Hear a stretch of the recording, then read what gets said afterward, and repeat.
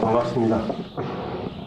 사실은 뭐 제가 최근에는 학교로 제가 간지 이제 한 6년 됐는데, 저도 가기 전까지는 컨설팅 법인을 운영했었어요.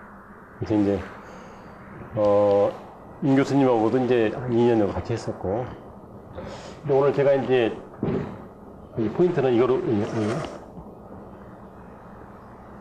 강의 테마가 고용정보원에서 2016년도인가 미래희망 직업 선정으로 해가지고 랭킹 3위에 오는 1위가 뭐죠? 1위가? 혹시 아세요? 1위가? 아니에요. 1위 회계사는 한참 밑입니다. 회계사 변호사는 옛날 얘기예요. 지금 이제 1위가 제가 알기로는 그 보안 전문가인가 외 전문가 그쪽으로 알고 있어요. 그 다음에 이제 지도사. 이제 경영 컨설턴트라고 나왔는데, 결국은 국가에서 주는 자격증이 여기 이제 보면은 경영 기술 지도사 이렇게 있죠. 원래는 정확히 따지면은 한국 경영 지도사, 기술 지도사 해가 맞는데, 붙여가지고 약해가지고 이제 지도사가 중복되니까 한국 경영 기술 지도사 해 이렇게 돼 있어요. 협회가 사람법인. 이제 옛날에 저는 그 삼일회계법인에서 한 13년 근무했는데, 그때 근무할 때 92년도에 저는 시험 땄어요. 그때 이제 92년도 8월달에 따는데, 그때 시험을 보니까 영어 시험은 제가 100점 맞았어요. 공부 하나도 안 했는데 너무 쉽게 나왔더라고.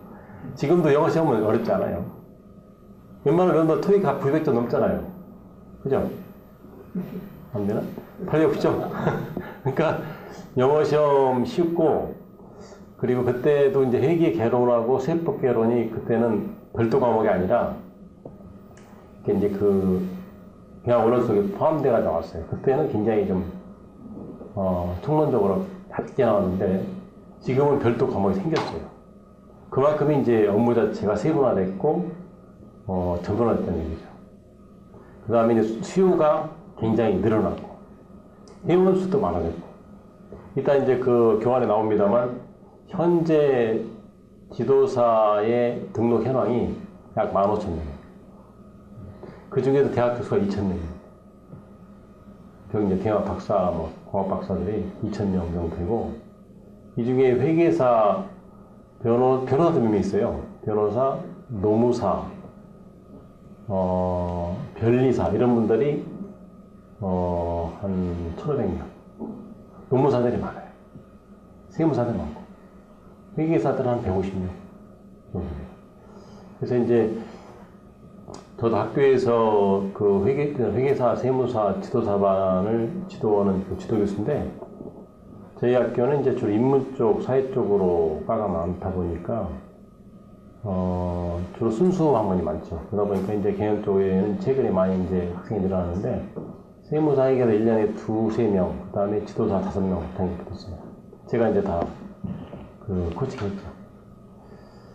어쨌든 오늘 그 강의 테마가 앞에 있는 것처럼 그 지도사의 현황과 전망, 이 속에는 이제 취득 절차 부분하고 이제 등록 현황, 그 다음에 업무 범위, 향후 전망, 그 다음에 나머지는 Q&A 쪽으로 이렇게 그 교환을 만들어 봤어요.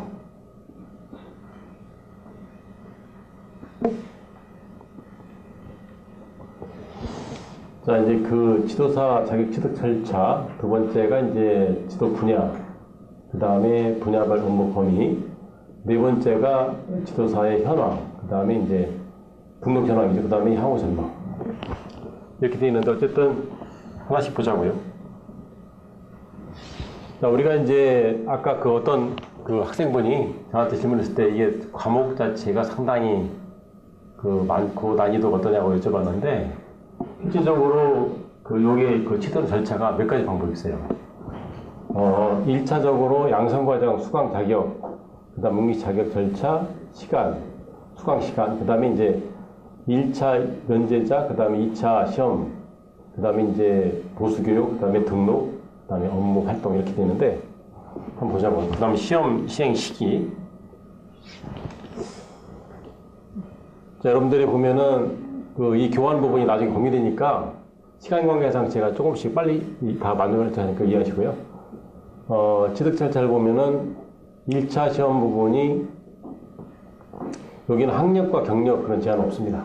그렇고 그 1차 시험 부분에 합격자들은 2차를 보면 되는데 1차 시험을 면제자가 있어요. 면제자. 양성과정 이수자, 경력인정자 이렇게 있는데 경력인정자라는 거는 여러분들 보면 이제 여기 밑에 나옵니다만 여기 보세요. 기능장, 기술사, 공인회계사 이렇게 쭉 나오죠. 밑에 그죠? 이렇게 이런 자격.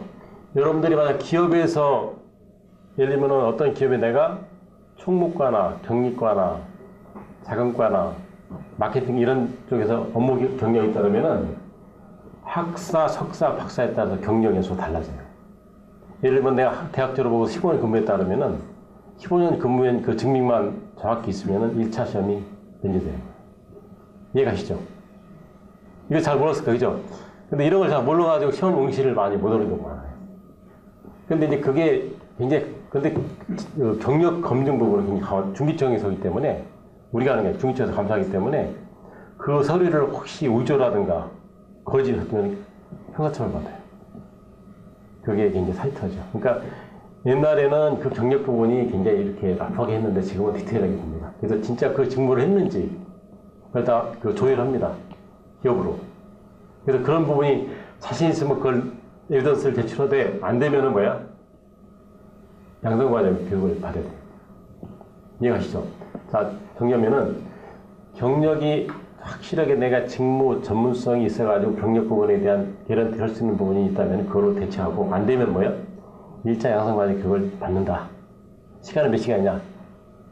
120시간이다. 그죠? 그러니까 대부분 지금 여기 계신 데를 보니까 연령대들이 경력이 이제 학사를 그러니까 학사를 취득하기 전후 경력을 다 인정합니다. 중요한 거는. 자, 예를 들면 여러분들이 지금 대학 늦게 들어왔잖아요. 그죠? 늦게 들어왔을 때 옛날에 경력이 있던 부분이 현재 계속 이어지면은 그 경력 부분도 인정되는 거예요. 대신 학사이가 나와야 되겠죠. 학사이가. 왜냐면 학사이가 안 나오면은 이게 증빙이 좀 시간이 걸려요. 학사 이상부터 경력을 따지니까. 전문 학사부터. 그러니까 전문 학사가 전문대학이잖아요. 그죠? 그죠? 그러니까 그런 이제 차일 수 있는 거고. 그렇게 해가지고 이제 1차 시험, 그게 안 되는 사람들, 그러면 경력도 교육도 난 필요 없다. 난 시험 보겠다. 그러면 1차 시험 보는 거예요. 순서기, 국가고시로. 세 가지 채널이 있죠. 자시험면은 경력되는 사람, 두 번째 양성과정 교육, 세 번째 뭐야? 나는 뭐 자신 있다. 시험 본다. 세 가지 채널, 메소로로지가 세 가지 있는 거예요. 이해가시죠? 그죠? 그러니까, 그 중에서 자기가 본인이 택이라는 거죠. 택 하나. 중고가 안 되니까. 시험도 접수하고 교육도 받을 수 있는데, 만약에 내가 시험에 자신이 없을 것 같다면 교육 받는 거지. 접수해놓고. 붙는다 보장이 없잖아. 그죠? 그래서 이제 최근에 그 시험을 응시하는 사람들의 추세가 증가하는 추세입니다. 증가. 그래서, 가장 이제 이 지도사 자격증의 취약점이 뭐냐면은 홍보가 안 돼 있어요. 여러분들 잘 몰랐죠? 근데 최근에 많이 됐지만 홍보가 안 돼가지고 요즘에는 이제 중소기업청의 산하기관이 전국에 몇 개 있냐면 63개가 있어요. 그 다음에 산자부에 산업통상부 산하에 그 산하기관이 45개입니다. 그 다음에 지금 이제 옛날에 종전에 미래부의 산하기관이 17개예요. 시험에 나오니까 적어야 돼. 아니, 그건 아니고. 그런 부처의 산하기관들이 몇십 개 있는데 그 자체를 파악을 하면은 나중에 라이센스 따면은 그 자체를 등록하면은, 인력부 등록하면은 1년에 거짓말 조금만 5천만 원 벌어요. 아니, 그건 거짓말이 아니에요. 5천만 벌 수 있다, 한 달에. 한 달에 350에서 400 정도 벌 수 있어요. 그래서 대신 이제 전국구로 뛰어야 돼, 전국구로. 내가 서울 사무소에 있지만 서울 사무소 가지고는 안 되잖아요. 왜냐면 요즘에 공기관들이 다 지방으로 이전했잖아요. 그죠? 저도 학교 가기 전에 현사때 갈 적에는 대구, 부산, 제주, 진주, 전주, 목포 안 간 데가 없어요. 아, 좋잖아. 돈 벌어가면 놀면서. 출장비도 주는데, 심사 가면은. 그죠? 하루에 맨대 얼마 전에 30만원 정도 주는데, 출장비를 15만원 줘요. 45만원 주죠. 그러면은 1박 2일 하면 90만원이잖아. 한 달에 300, 400 그냥 벌어요. 심사만 해요. 플러스 알파는 자기 능력이지, 그때부터. 그죠? 여러분들이 나이 먹어서 한 달에 3, 400이 좋은 게 아니에요. 그죠? 젊었을 때는 연봉이 뭐 5, 6천, 7, 8천 갔지만 나이 먹으면요. 그렇게 못 받아요. 왜? 조직에서 굉장히 위험하잖아, 자리가. 자리 이렇게 치우면 나가야 되잖아요.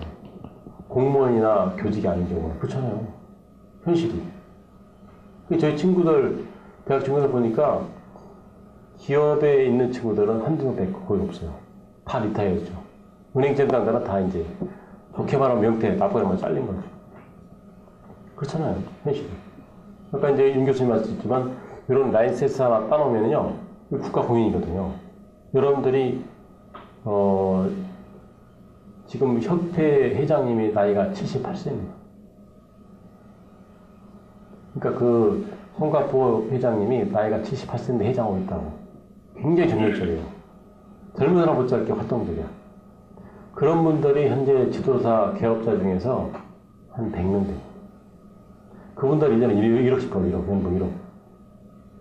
그거 내가 이게 해서 거짓말 아닙니다. 그분들이 제가 요즘에 이제 어제도 중기청에 가서 경기중기청에서 컨설팅 여러분들이 하는 사업에 대한 중간 점검에 대한 대면 평가를 내가 위원장 했는데 사실은 내가 좀 곤란한 게 다 회원들이니까 알잖아, 저를. 나는 다 모르지만. 그래도 심사해야 되니까. 근데 보통 이제 1,500에서 한 3천만 원짜리 프로젝트를 해요. 쿠폰제 컨설팅이라고. 잘 모르. 그런 부분을 나중에 이제 라이센스 따면 일단 설명드리겠지만 그런 게 있어요. 자, 그러면 자격 진입 절차에 대해서 기본적으로 1차 그 시험을 이제 응시하는 방법 3가지는 이해됐죠? 그죠? 이 자체를 알아야 된다고. 왜냐하면 제일 중요한 관문이기 때문에. 두 번째, 그러면 2차 부분 자체는 뭐냐? 여기 1차를 통과한 사람들 또는 양성 과정을 수료한 사람, 수료증 있는 사람들, 그다음 경력이 통과된 사람들은 2차 시험 보는 거죠.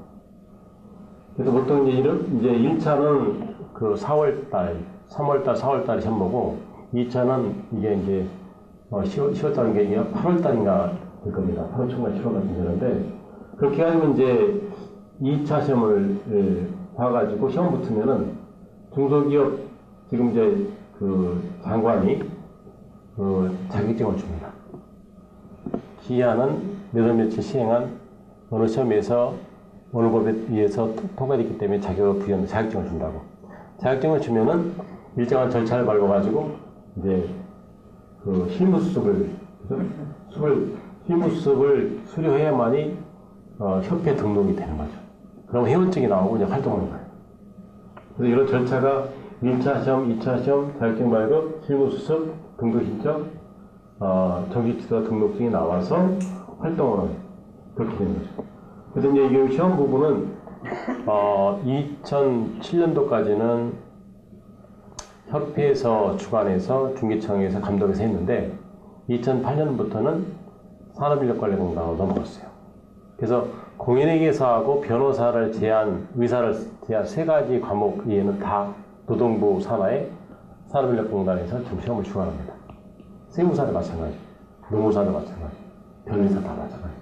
그래서 그렇게 진행되고 있다는 것을 여러분들이 이해할 수 있습니다. 이해됐죠? 네.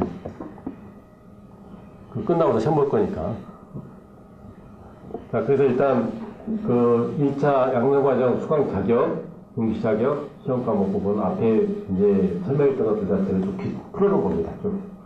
그죠? 그래서 이제 경영 및 기술 분야 전문 지식과 실무 경험을 갖춘 전문가의 지도사 자격제도 1차 시험 면제를 위한 교육기회 부여해가지고 1차 양성과정 자체를 시행하는 법적 근거 그런 부분을 좀 설명해 겁니다. 그래서 중소기업 진행에 관한 법률 시행 6조, 16조에 대한 규정에 따라서 지도 양성과정이 개설됐다. 이렇게 보면 될 것 같아요. 교육 시간 부분은 오프라인 시간하고 온라인 시간 2가지 있는데 처음에는 이게 오프라인 시간이 많았어요. 근데 지금은 온라인 시간이 많아요. 요즘 사이버 대학이 이제 활성화되고 대세이기 때문에 요즘에는 앞으로는 대학이 이제 아시겠지만 180개 4년제 대학 중에서 30개는 앞으로 없어집니다. 30%는. 30개. 그러면 약 50개, 60개 정도는 대학이 구조 정도 수밖에 없어요. 학생이 감소기 때문에. 그래서 이제 요즘에 대학들이 이제 온라인 사이버 대학 쪽으로 특화를 많이 합니다. 사이버 대학은 아니지만 온라인 사이버 강의를 많이 저희 학교도 하고 있거든요. 그래서 학점은행제는 아니지만 이제 계절학기 같은 경우는 사이버 강의 많이 해요. 일단은 이제 뭐 수강도 적고 그러니까 그렇게 해가지고 이제 교육이 진행되는 거고, 그 다음에 아까 그 박사학위 소지자 또는 석사학위 소지자, 대학 졸업자, 전문대학. 그러니까 결국 이제 우리가 아까 경력 부분에 대한 선정 기준의 기본적인 학부는 전문 학사 이상부터 이제 되는 거예요. 그러니까 전문대학 이상 되는 사람들부터 경력을 선정하는. 고등학교 나오면 이제 안 되는 거죠. 이제 어떻게 보면은 약간 법의 문제 왜냐면 아까 응시 자격은 학력과 그게 없다고 그랬는데 교육에서는 다 문을 막아놨어요. 근데 요즘에 추세가 전문대학 안 나오는 사람이 별로 없다고 보는 거야, 근거에서는. 그래서 이제 요즘은 고등교육이 거의 이제 필수라고 보는 견해가 많기 때문에 그런 것 같은데, 사실은 우리가 중소기업 때나 얘기했어요. 이게 법적 모순 아니냐. 제가 이제 학교 감사도 3년 했는데, 감사할 때 그때 이제 김동영 그 국회의원이 회장했을 때, 지금 이제 종전에는 이남기 공정거래위원장이 회장했었는데, 그때 이제 부회장했고, 그전에는 감사를 했었는데, 현직 국회의원이 있는데도 이거를 종이에 보도시더라고. 그래서 결국 이제 보도는 현재가 돼 있는데, 학력과 학력에 관계없이 시험을 볼 수 있는데, 교육과정은 이렇게 또 문이 있으니까 조금. 그리고 고등학교 나온 사람들이 경력이 많은데 못 들어온단 말이에요. 그죠? 문제 있죠? 그래서 이거는 제가 이제 그 현업을 떠나서 학교에 있다 보니까 강력하게 이 부분 자체는 제가 좀 손을 보려고 했거든요.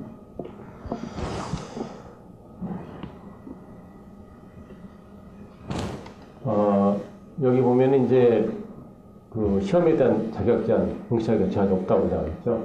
근데 이제 보면은 이제 뭐 다음과 같은 사람 경우는 시험을 볼 수 없다. 될 수 없다 이렇게 했는데, 피성년 후견인, 두 번째는 파산 선고를 받은 복권되지 아니한 자, 그 다음에 세 번째는 금고 이상 형을 받은 자, 그 다음 금고 이상 형의 집행유예 받은 자, 그 다음에 이제 지도사의 각종 결격사유에 의해서 등록이 취소된 날부터 2년이 지나지 이런 사람들은 이제 5가지 항에 대한 해당하는 사람들은 지도사가 될 수 없다 이렇게 되어 있습니다. 그래서 1차 시험 부분은 2017년도 기준으로 해서 3월 달에 접수해서 4월 달에 시험 봤고요. 그래서 이제 주로 시험을 어디서 보자면은 이쪽에 그 마포 쪽에서 주로 많이 봤어요. 요즘에 최근에 모르겠네. 마포 쪽에 보면 중학교, 고등학교 한두 개 빌려가지고 봅니다. 그래서 옛날에는 이쪽에 그 출제 하시는 대학 교수님들이 있는 학교에서도 많이 봤어요. 뭐 경희대학교, 그 다음에 국민대학교 이런 데 봤는데, 요즘에는 이제 그렇게 교통연수를 이렇게 하더라고요.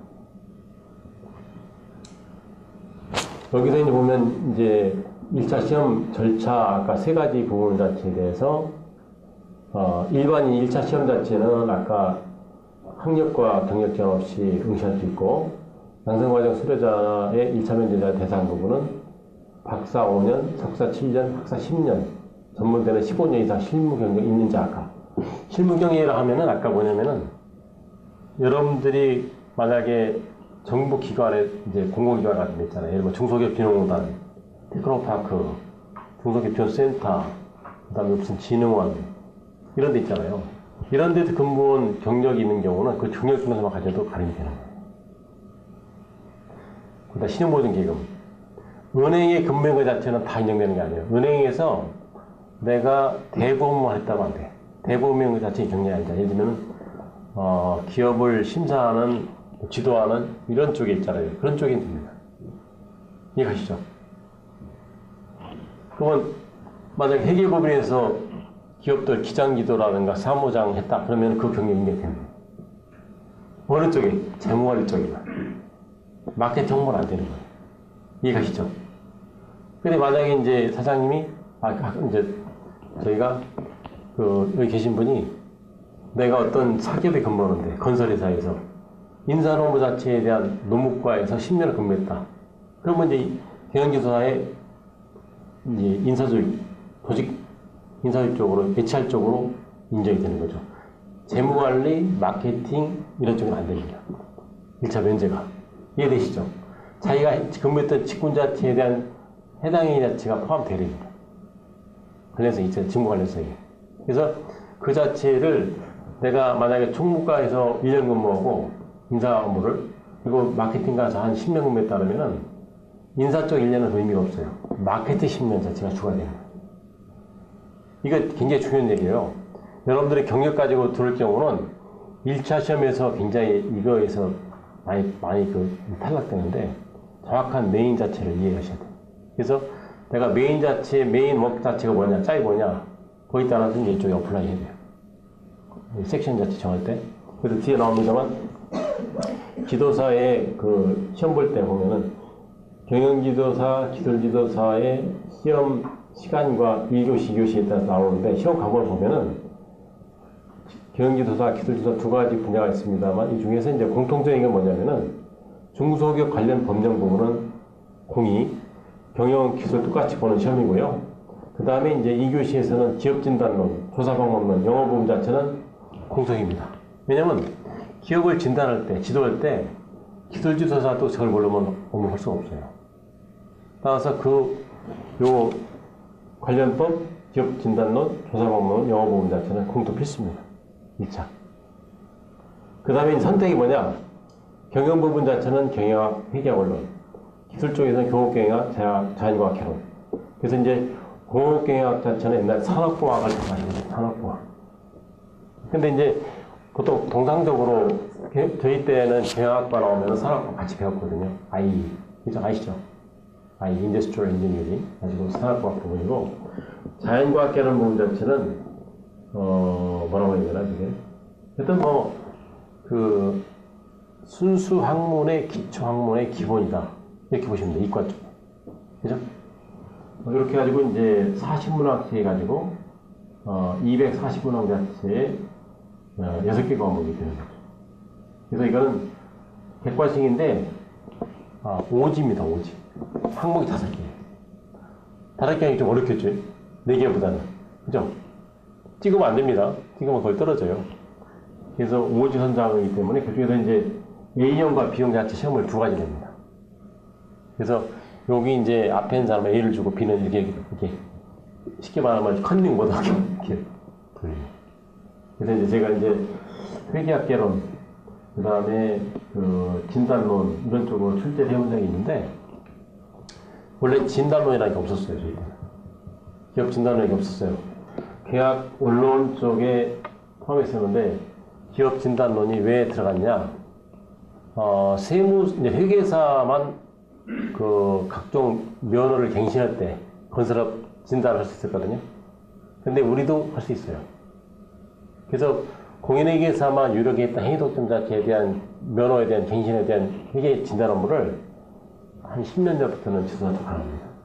그래서 1년에 그걸만 하시는 분들은 건설업 면허 갱신을 1년에 그만 몇 천만씩 벌고 있어요. 안산의 홍택 지도사 같은 분은 세무법인에서 사무장을 한 20년 하신 분인데, 그분은 1년에, 그분이 기업 진단을 책 썼어요. 건설업 쪽에. 그 면허 갱신하는 거에 대해서 회계감사에 대한 진단론 책을 써가지고, 회계사들보다 오히려 일을 더 많이 합니다. 그래서 이제 이분들이 다시 이제 재무관리만 되는 거예요. 다른 분이 안 됩니다. 재무관리 지도사만 되는 거예요. 왜? 재무관리 지도사는 세법이 들어가기 때문에 가는 거고, 그러면은 만약에 내가 마케팅 쪽에 지도사를 따르면 안 되고, 경영지도사를 같이 이제 조인해서 들어가면 그분이 할 수 있는 거예요. 2명이. 그래가지고 연모가 되는 건데, 어쨌든 요 시험 객관식 문제는 문제당 1분 정도의 시간이 소요된다고 보면 됩니다. 1분 정도. 자, 2차 시험 부분을 보면은 다음과 같습니다. 2차 시험은 2차 시험 합격이 되면은 지금 이제 중소기업청장이 이제 중소벤처부 장관이, 청장이 이제 차관급이고, 이 장관급은 이제 중소기업부장은 이제 장관이니까, 장관이 자격증을 교부하면은 기본적으로 2차 시험 부분은 60점 이상이 넘어야만이 됩니다. 그래서 이제 2차 합격증을 주고 합격증 받은 사람들에 한해서 정규반 100시간, 면제반 60시간. 근데 면제반과 정규반 차이가 뭐죠? 그거 뭐냐면은 그 시험을 아까 보는 방법이 1차 때 몇 가지 방법이 있다고 했잖아요. 그래서 그런 기관 쪽에서 경영 진단, 지도, 기술 진단 업무를 한 사람들은 실무 수업 자체의 시간을 좀 감해줘요. 이해가시죠? 그래서 정규 시간과 이제 그 면제반 시간의 차이가 안 나는 겁니다. 왜? 실무경이 많은 사람들은 교육을 많이 할 필요 없잖아요. 이미 교육만 했기 때문에. 그죠? 사전적으로. 그런 얘기입니다. 그래서 이제, 정규반 부분은 결국은 이제 그 실무 경험이 없는 사람들은 100시간. 그 다음 경험 있는 사람은 60시간 이렇게 차이가 나는 거예요. 그 다음에 이제 등록증을 교부하면은, 등록증 가지고 협회에다가 이제 그 등록증, 이걸 교부해내려고 서류를 제출하면은, 협회에서는 이런 실적보험 자체를 가지고 심사해가지고 이제 5년 동안에 그 5년 앞에서 갱신을 하는데 모든 자격증 부분은 5년씩마다 합니다. 회계사도 변호사도 세무사도 마찬가지입니다. 그래서 이제 5년마다 갱신하는데 그때 5년 동안에 120시간에 대한 지도 실적이 없는 사람들, 그 다음에 지도기관의 근무 경험 자체가 3년이 안 되는 사람들, 보수교육 자체에 있어지 않은 사람들은 이런 그 보수교육을 받아야만이 등록증을 갱신해주고 등록을 해줍니다. 그런 얘기입니다. 이해가시죠? 2차 시험 부분은 2017년도 기준으로 보면은 7월 29일 날 시험을 봤고요. 원서 접수는 5월 20일부터 5월 30일까지 7일간 했습니다. 그래서 합격자는 이제 9월 13일 날 발표했고요. 금년도는 합격자가 제가 알기로는 350명 정도 되는 거 알고 있어요. 그래서 응시자가 한 1,500명 정도 되는데 그 중에서 300명, 한 5대1 정도 보시면 됩니다. 자, 보면 2차 시험에 대해서 경영지도사의 그 시험 과목을 보면 다음과 같습니다. 시험 과목하고 이제 교시별로 보는 시험 분야. 자, 아까 제가 설명드렸죠. 경영지도사에 대한 그 지도 분야가 인적자원관리 분야, 재무관리 분야, 생산관리 분야, 마케팅 분야 이렇게 4가지로 쪼개집니다. 분야가. 근데 뭐 이런 거 있어. 만약에 내가 그 인사관리 분야에 지도사를 달성했다. 그래서 기업을 진단할 때 인사관리만 하지 않은 건 아니에요. 다 할 수 있어요. 근데 여기 전문성 있게 해놓은 거 뭐냐면은 나중에 심도 있게 심화적으로 할 때는 저런 분야를 요구하는 기관이 있어요. 기업에서도 그런 경우 있고. 근데 그때는 보통 합동 사무소 오면은 5명이, 4명이 합동하면 전혀 문제 없어요. 법인 만들면은. 그렇게 많이 하죠. 유한회사 만들든, 주식회사 만들든. 그렇게 해가지고 이제 가보면 되고. 근데 이제 인적자원 관리 전문가가 기업에서 기업 진단이라든가 아니면 회계 쪽, 세무 쪽을 지도해달라고 하면은 못 오잖아요. 잘 모르니까. 그러면 뭐야? 재무관리 지도사를 연계해서 같이 끌고 가면 되는 거죠. 통해서. 그래서 나중에 그 수입 부분을 나누면 돼요. 이해가시죠? 보통 프로젝트 종합진단, 기업을 종합진단할 적에는 한 사람이 하기 어렵잖아요. 그러면 전체 분야를 다 같이 원해서 들어가서 나중에 분야별로 일을 수행하는 그 행태를 가지면 되겠죠. 그래서 이제 그 인적자원 관리, 그다음에 재무관리, 생산관리, 마케팅. 이렇게 돼. 그다음에 이제 2교시에서는 보면은 이게 이제 6문항이고, 그다음에 각 분야별로 6문항씩인데, 이거는 기본적으로 그 시험 방법에 대한 그 행태가 논술형이 2문제고, 약술형이 4문제입니다. 근데 여기 여러분들이 이제 중요한 게 뭐냐면은, 논술형 같은 경우는 한 5가지 정도 시험 문제를 내요. 그럼 그 중에 두 가지를 택일하는 거야, 내가. 택일할 수 있어요. 근데 자기가 자신 있는 거. 근데, 보통 한 문제가 노즐 같은 경우는 많이 쓰는 경우 3장 정도 써야 돼요. 여러분 시험 볼 때 시험 그 풀 카페 있죠? 그 A3인가요? 뭐죠? A3죠? 큰 거. 그 정도의 딱 줄 쳐진 그 판지에다가 많이 쓰는 거는 3장까지 써야 됩니다. 한 문제를. 특히 어떤 거냐면은 마케팅 같은 경우가 길어요. 만약에 사표 전략에 대해서 그 사례를 들으면서 설명하시고 그러면 금방 안 끝나잖아. 사피에 대한 4가지를 쓰고 그 용어 설명하고 또 해야 되기 때문에 그러면 보통 기본적으로 2장 나와요. 그냥 간단하게 사피 딱 쓰면 안 돼. 그 떨어지지 그거는 논술력이 아니잖아. 그죠? 그 사람이 뭐야? 나중에 페이퍼 눈에 보는 거예요. 아, 이 사람이 보고서 쓸 수 있는 능력이 있는가? 정확히 알고 있는가? 요거에 대한 이거를 알면서 기업에 어떻게 접목할 수 있는가를 보는 거예요. 그럴 수 있어요. 그걸 검증하는 거죠. 그 다음에 만약에 제머리 같은 경우는 그 법인세법 자체에 대한 이 개요와 법인세에 대한 어떤 기업의 사례 부분을 살짝 줍니다. 그걸 풀어야 돼요. 근데 어렵게는 안 나와요. 자체가. 어떤 기업이 그 법인세가 전월에 결손이 났다. 그럼 5년 동안에 이렇게 이제 상기하는데 그 상기하는 거 자체 안 한 일 정도만 이렇게 설명하면 되는 거예요. 그 다음에 법인세 과세 금액 자체가 1억이 넘는다, 1억이 안 된다 할 때 기준 가지고 설명하고 푸는 거, 이런 거. 그 다음에 이제 회의 같은 경우는 이제 요즘에는 ILF에 대해서 이해를 하고 있는지, 그게 왜 도입됐는지, 그 다음에 분식회 자체가 왜 기업에 문제되는지 이런 것들을 나온다. 저도 출제한 적이 있어요. 근데 그 다음에 이제 모랄 해저 자체가 기업에 어떤 영향을 미치는지, 주가 이런 것도 나와요. 그러니까 회계사 시험하고 비슷한 형태로 나오는데 약간 심도 있게 나오느냐 안 나오느냐 차이예요. 비슷합니다. 출제가. 총론적인 부분을 요구한다면은 회계사 같은 경우는 좀 심도 있게 이런 차이가 있는 거죠.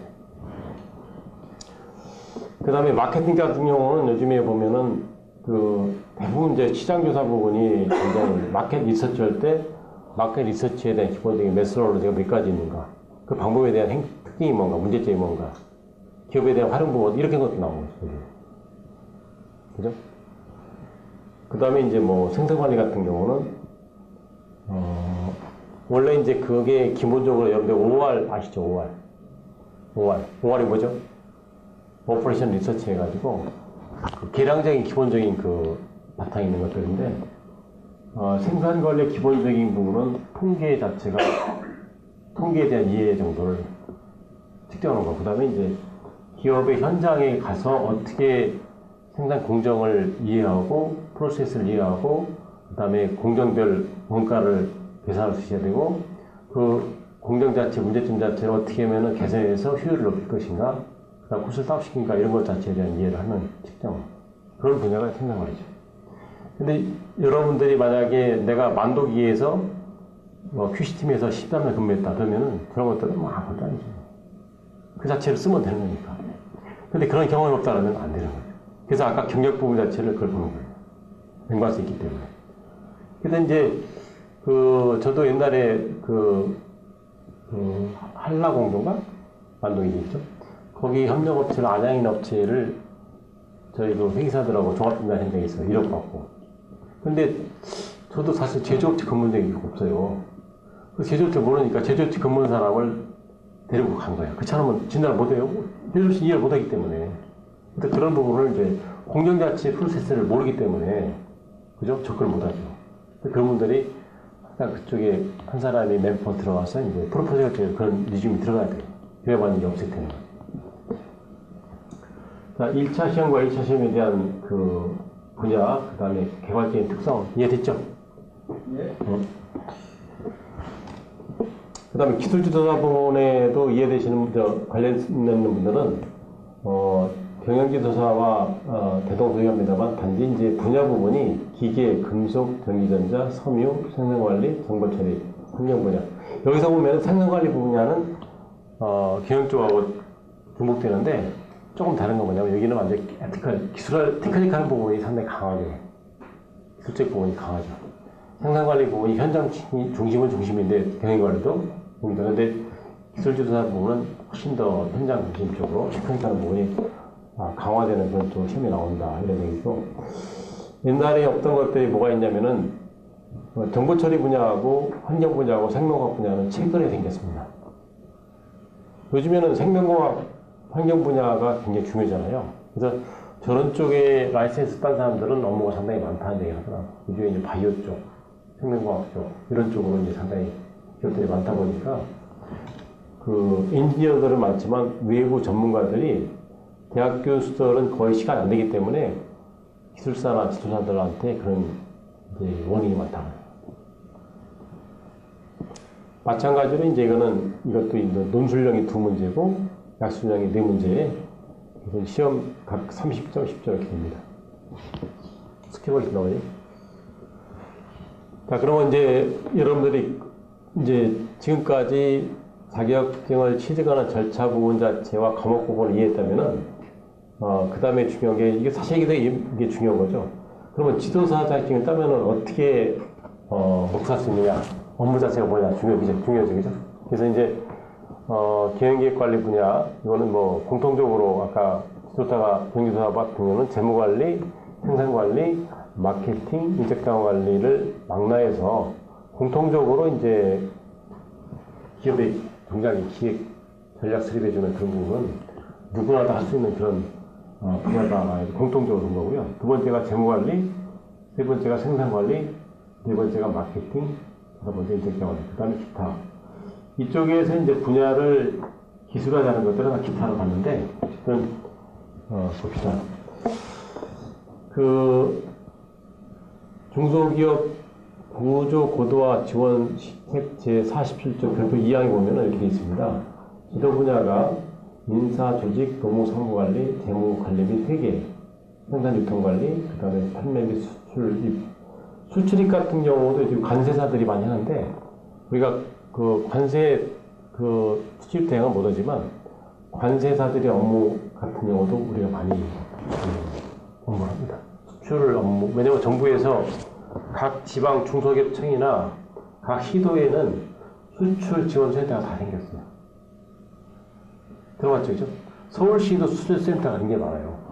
그래서 그 센터에서도 누굴 뽑냐면 여러분들 풀로, 인력풀로 관세사, 경기도사, 그 다음에 그 변호사, 노무사, 세무사 다 이게 분야별로 상담 지도회를 뽑아요. 넣으시는 거예요. 근데 그 심사도 하고, 그러니까 그런 분야를 이제 하는 거죠. 그래서 여러분들이 만약에 기업을 진단하는 기업이 수출을 주력적으로 하겠다 그러면 수출 관련 지원제도가 상당히 많아요. 근데 그 부분 자체를 코칭해 주는 거예요. 수출을 적에 만약에 무역금융 자체에 대해서 무역금융이 어떻게 있느냐, 어떻게 활용하느냐를 만약 물어보면은 전 모르겠는데 그러면 안 돼요. 그러면 그다음부터 안 모르겠죠.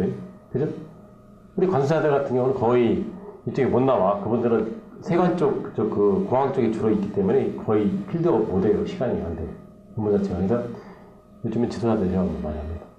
그럼 수출입하는 기업들에 대한 금융 지원, 세제 지원, 인력 지원 부분이 있는데 그런 것들을 우리가 이제 코칭해 주는 거죠. 기업에서는 상당히 좋죠. 만약에 1,000만 원짜리 수입을 한다면은 그 중에서 절반은 내가 부담, 절반은 정부에 지원해줘요. 컨설팅 비용을. 그게 뭐야? 쿠폰제 컨설팅. 쿠폰제. 쿠폰제 뭐냐면 여러분들이 백화점 가면은 상품권 있죠. 상품권을 가지고 가면 돈을 주죠. 근데 그때 쿠폰을 살 때 내가 사는 게 내가 돈 주고 사지만 여러분들 선물 같은 것도 있잖아요. 그죠? 근데 쿠폰만 있으면 어쨌든 우리가 살 수 있잖아요. 그런 식으로 이제 쿠폰을 정부에서 이제 기업한테 지원해 주는 거예요. 50% 정도를. 네가 100만 원짜리 사면은 50만 내가 지원해 줄게. 정부에서 50만 네 돈 내. 가지고 전문가한테 받아봐. 이렇게 되는 거예요. 그게 뭐야? 변호사는 옛날부터 있었어요. 그게 뭐야? 국선 변호사. 그런 거예요. 이해가시죠? 그러니까 그거를 분야별로 다 접목시킨 거예요. 이제 회계사 같은 경우는 이제 그게 그 정부 지원은 없지만 그 기업들이 일정한 규모가 있고 사이즈가 100억 넘는 기업들은 니네가 자산력이 있기 때문에 누군가는 하라는 얘기고, 나머지 중소기업들은 그런 자금력이 없으니까 정부가 좀 보조해 주는 거죠. 그게 뭐야? 쿠폰제 컨설팅. 그다음 기관사는 것도 뭐냐? 평가, 인증, 심사, 지도. 그래서 중소기업 총회 각 지방청이 전국 몇 개 있죠? 굉장히 많아요. 10개, 12개가 됩니다. 거기서 이제 뒤에 나옵니다만 중소기업 비즈니스 지원단을 만들었어요. 얘가 부회장 할 때. 한 8년 됐죠. 거기에 분야별로 세무사, 회계사, 지도사, 변호사, 노무사, 그래가지고 전문가별로, 분야별로, 요일별로 상담합니다. 상담하면 하루에 30만 원씩 줘요. 그리고 이제 현장 클리닉 3일 동안 지도하면은 100만 원 더 주고, 이게 있어요. 이제 등록을 하면은. 그래서 이제 우리가, 이 분야별로 이렇게 업무 자체를 지도형을 받고요. 경영계획관리 분야 공통부문 자체는 업무 자체가 경영관리 기본을 원칙으로 세우는 그런 전략 수립하고 진단 이런 것들, 그거 되고, 중장기 사업계획을 수립하고, 전략을 수립하고, 사업성 검토하고, 이런 것들이 주로 내용들이죠. 이거는 이제 그 기본적으로 업무 자체를 추진하는 그 프레임 자체를 정리하는 거예요. 환경 분석을 하고, 전략 대안 수립하고, 전략 실행하고, 목표. 이거는 뭐, 여러분들 당장 안 들어올 거야, 머릿속에. 왜냐면 업무 자체 이해 못 오기 때문에. 근데 이런 프레임이 됐다. 그래서 재무관리 분야에서는 뭐냐면은, 재무관리 기업의 자금 흐름과 관련된, 결국 기업의 자금 관리를 어떻게 뭐 효율적으로 하느냐. 조달도 관리도. 돈을 조달하면은 어떤 조달의 방법이 제일 효율적이냐, 기업에 대해서. 주식을 발행하느냐, 시비를 발행하느냐, 아니면은 은행 차입하느냐. 그죠? 유상자냐, 부상자냐. 여러 가지 방법이 있죠. 그런 것들 자체로 우리가 이제 그 기업한테 자문해 두고 돈을 받는 거예요. 요즘에는 굉장히 중요하죠.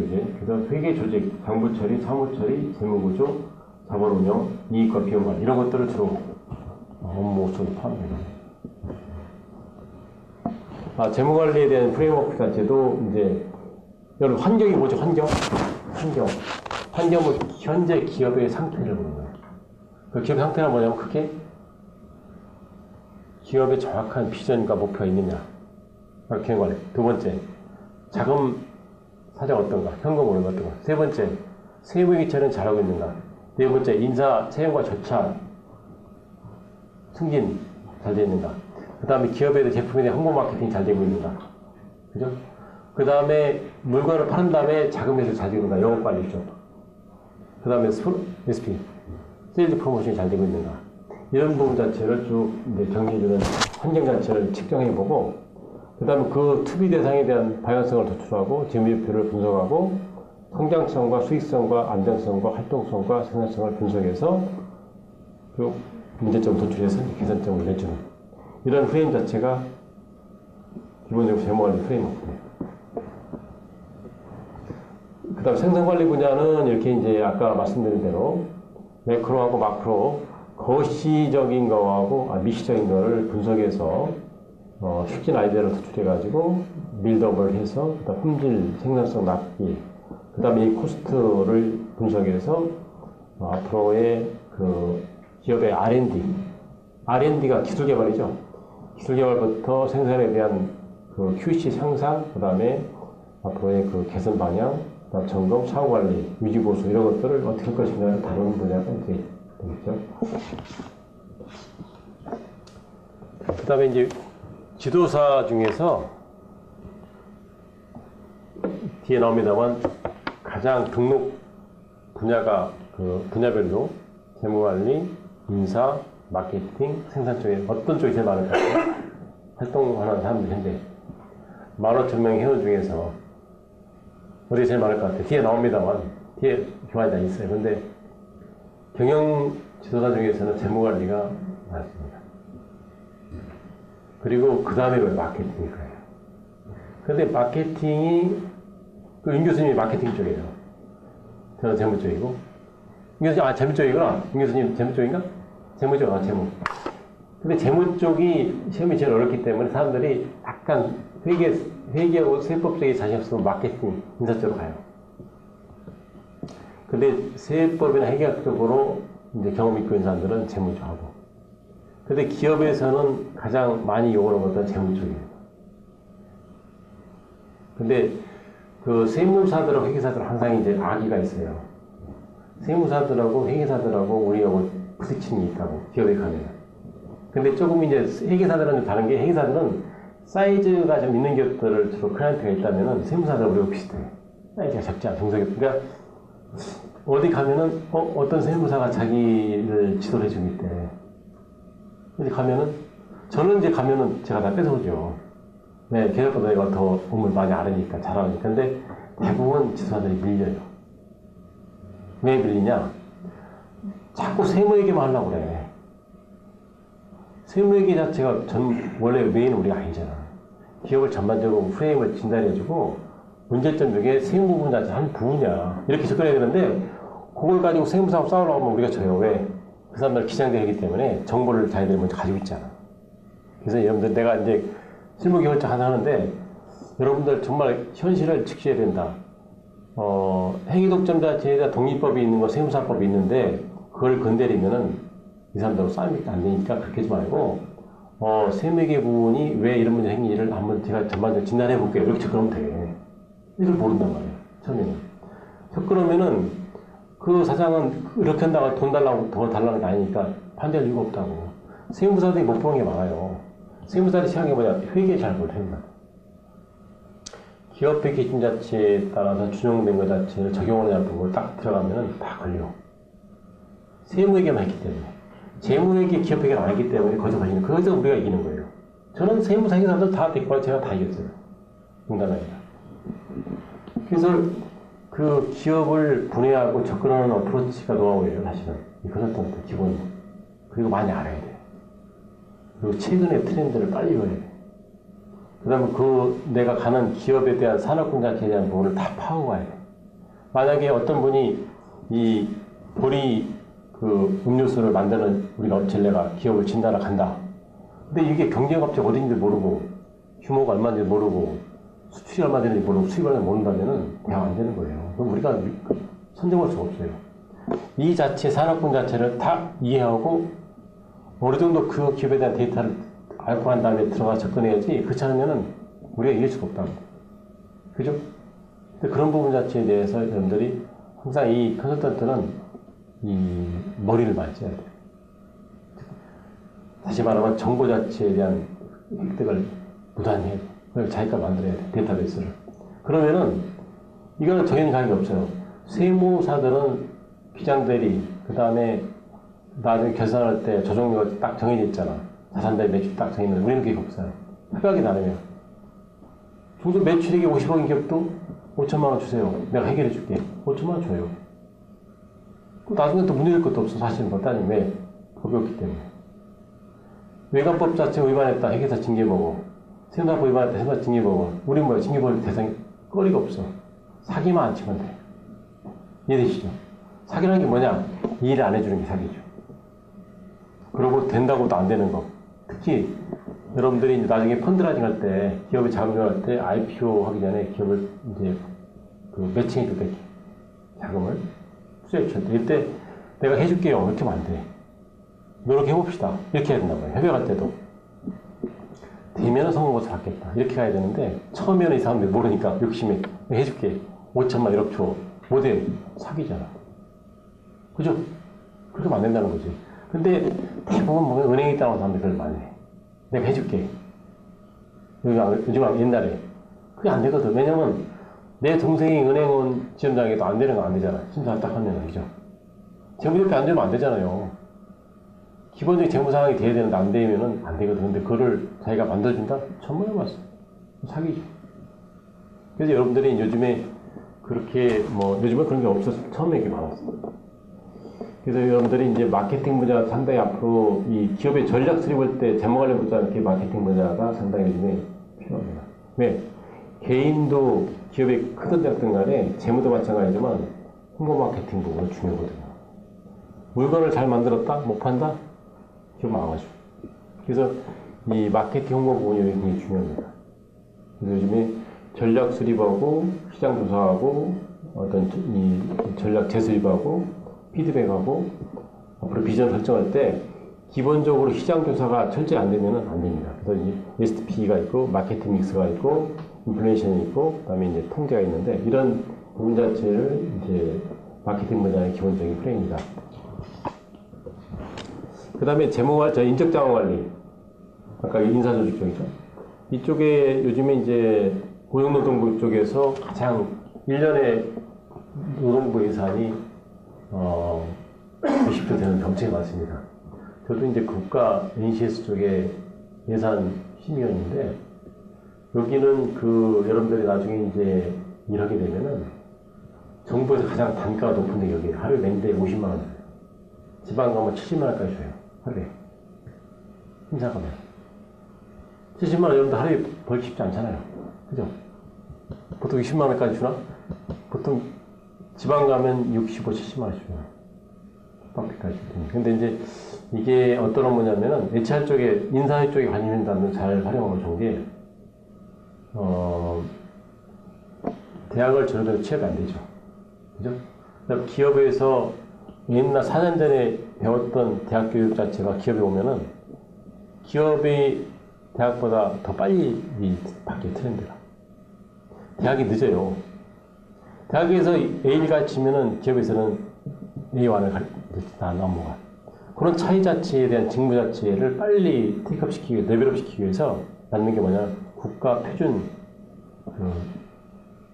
NCS인데, 그게 유럽이나 미국 쪽에 선진국에 발달된 것들을 우리가 특히 독일 같은 데에서 만든 일자리 창조 사업, 그 다음에 이제 일병역 이런 사업, 그런 것들, 저희 학교도 요번에 IPP 사업이라고 독일의 도제식, 그러니까 대학교 3학년, 4학년들한테 미리 취업하기 전에 어떤 기업을 매칭해서 그 기업의 인턴 생활을 하는 거예요. 그래서 방학 때 가서는 1년에 4개월 정도 방학 때는 거기 가서 일하는 거예요. 돈 받아요. 한 달에 160만 원씩. 그리고 나머지 8개월 학교에서 학점 따고, 그러면 일하고 학습을 병행하잖아요. 그래서 일학습 병행이라고 하는데, 그 예산을 1년에 저희 학교가, 제가 이번에 이제 뭐를 수주를 했는데, 60억을 수주했는데, 5년 동안. 2 플러스 3, 2년 동안에 성과 봐가지고, 다음 3년 더 해가지고, 학교 매치까지 90억짜리예요. 작년에 이제 60억짜리, 35억짜리 땄고, 그래서 요즘에 이게 뭐냐면, 그게 노동보다 사업인데, HR 쪽이에요, HR. 그래서 HR 쪽에 전문 교수들을 이거 예산 중에서 4명을 또 뽑으라 예산까지 줬어요. 그래서 이제 요즘 추세가 NCS 쪽, 국가표준사업 쪽으로 가는 추세다. 대학도, 기업도. 그런 부분이기 때문에 인적자원 관리보다 더 괜찮은 분야예요. 그래서, 고용정보원, 노동부 산하, 그 다음에 한국산업인력관리공단, 그런 쪽에서 이런 업무들을 다 주관합니다. 1년 예산이 뭐 한 20조 정도 됩니다. 굉장한 예산이죠. 그래서 요즘에 대학들도 이쪽으로 상당히 경쟁이 치열해서 이제 수술을 하는데, 앞으로는 이제 현장학습 중심, 그 다음에 이제 마스터 고등학교 같은 데는 3학년들, 전문대 같은 데는 2학년 때 이런 걸 합니다. 그런데 원래 도제식, 독일식 부분은 특성고등학교하고 전문대학이 중립해서인데, 대학을 4년이 나와도 취업이 안 되니까 대학까지 접목해서 장학득을 시행하는 거예요. 그래서 이쪽으로도 괜찮은 분야가 많다. 이렇게 보시면 될 것 같고, 인사 근무 환경하고 동기부여, 조직, 직무 재설계하고 직무 교육하고 이런 것들이 결국 이제 인적자원 관리 분야의 중요한 미션이다. 이해되시죠? 네. 자, 그러면 이제 우리가 지도사를 땄을 때 어떤 사업을 주로 할 수 있느냐를 보면은 중소기업 컨설팅 지원 사업이라고 있어요. 아까 쿠폰제, 그죠? 이게 이제 총괄적인 우리나라 중소기업들을 진단하고 컨설팅하는 총괄 지원 기관을 하면 중소기업 청산하에 중소기업진흥공단이라고 써있죠. 중소기업진흥공단. 이게 1979년도에 태동이 된 거예요. 그래서 일본에 중소기업 협력단이라고 있어요. 일본은 그 협력단 자체에 대한 조직 자체를 똑같이 따다가 이름만 바꾼 거예요. 박정희 대통령 때 19년도, 18년도. 그래서 이제 지금 한 40년 정도 됐는데, 이쪽에 1년 예산이 한 8조 원에서 9조 원 됩니다. 예산이. 중소기업들한테 주는 정책 자금, 그 다음에 교육, 그 다음에 진단 지도를 하는 그 세 가지의 큰 섹션인데, 그 분야에서 중소기업 지원기관에서 하는 것들을 우리가 아까 했던 한국경영기술지도사에서 1년에 한 100억 정도 예산을 가지고 회원들 상대로 해가지고 이제 쿠폰제 컨설팅을 하는 거예요. 그 다음에 이제 여타 비슷한 경쟁 그 한국 중소기업청 산하에 한국 중소기업 정보진흥원이라고 있어요.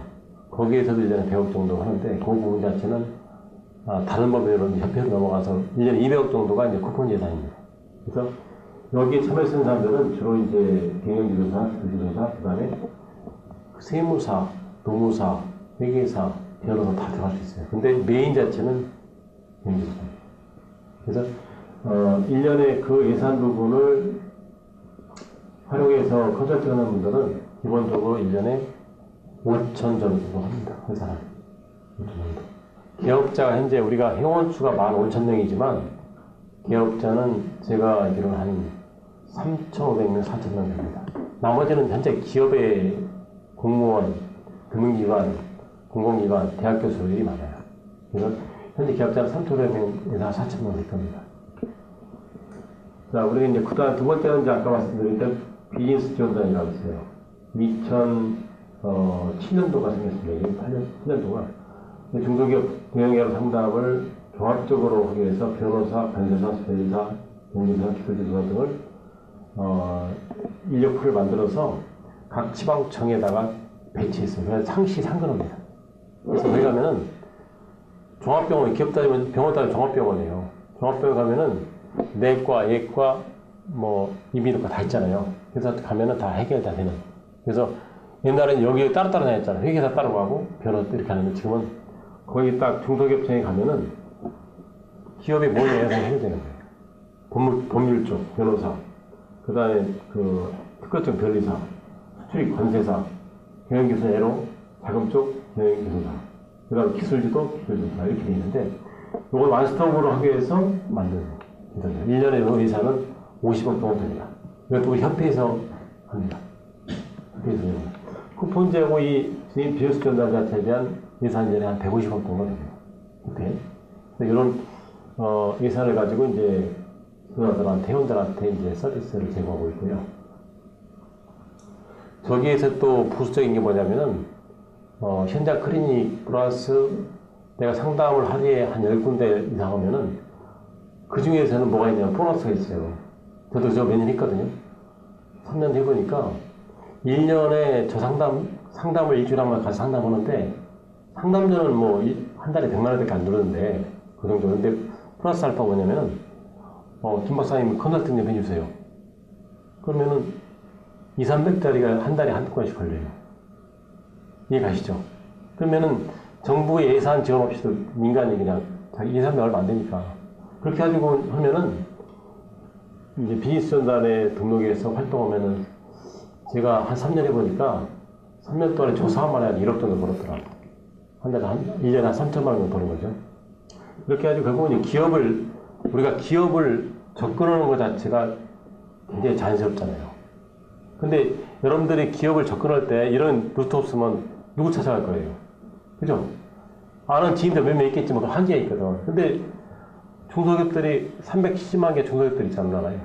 370만 개 자체를 한 5%만 얼마, 5%가 아니라 1%만 돼도 주체를 못해 일을. 저는 이 일이 너무 많아가지고 한번 써줬어요. 일을 너무 많이 해가지고. 그 돈을 1년에 한 2억 정도까지 버는 게 있어요, 2억. 근데 이제 기업들을 상대해서 컨설팅 할 때 몸 관리 잘해야 돼요, 몸 관리. 그전에 술 많이 먹으면 그 다음에 못 나가잖아요. 그래서 술 많이 먹으면 절대 컨설팅도 술 많이 먹으면 안 돼요.